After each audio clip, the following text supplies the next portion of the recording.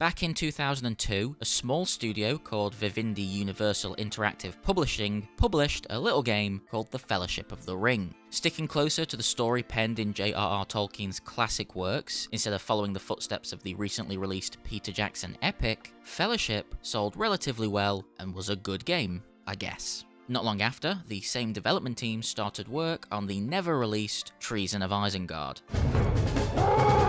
Continuing with the video game adaptations, Treason would tell a pixelated version of The Two Towers, and potentially use the Christopher Tolkien penned novel of the same name for some inspiration along the way. However, in 2003, Vivendi Universal announced it was ceasing development on Treason for the vague reason that it was not shaping up as strongly as anticipated and would likely not satisfy the expectations of Tolkien fans. I'm not really sure how this one managed to slip through the cracks considering how low the bar was, if it was even off the ground. A senior brand manager at VU Games later clarified that it didn't achieve the strict but crucial standards for their Tolkien games. Instead, Surreal would move on to develop the survival horror cult classic The Suffering for Midway Games, while VU focused on the release of what is still, by far, the best Lord of the Rings game to date, The Hobbit. I think the most interesting part about Treason of Isengard's cancellation was how close to release the game was before it was dropped forever. The announcement by VU was publicly made in September 2003, but the game was due for release in November that same year.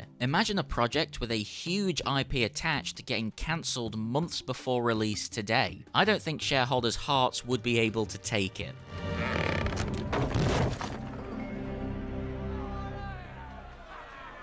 Game over.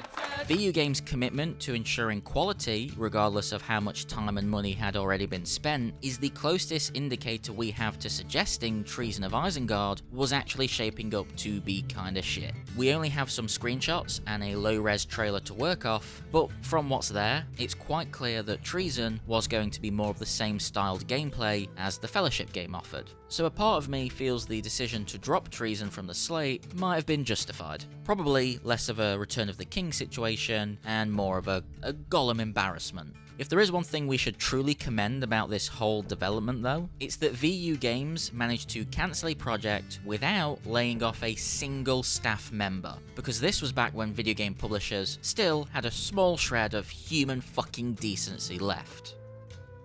Thank you for watching this very quick video. Have you got a favourite Lord of the Rings game? If it's anything other than The Hobbit, you're wrong, and you should feel bad. We have several Lord of the Rings videos, including shorts and longer ones. If you want to check them out, I'll link them in the description, or they'll be in the recommended. We also have a Patreon. If you wanted to support new content, we would appreciate that deeply. But if you don't, all we appreciate is that you watched this video and got to the end. Like and subscribe if you want. It really doesn't matter, because at the end of the day, all I care about is that you got here. Thank you again for watching, and cheers.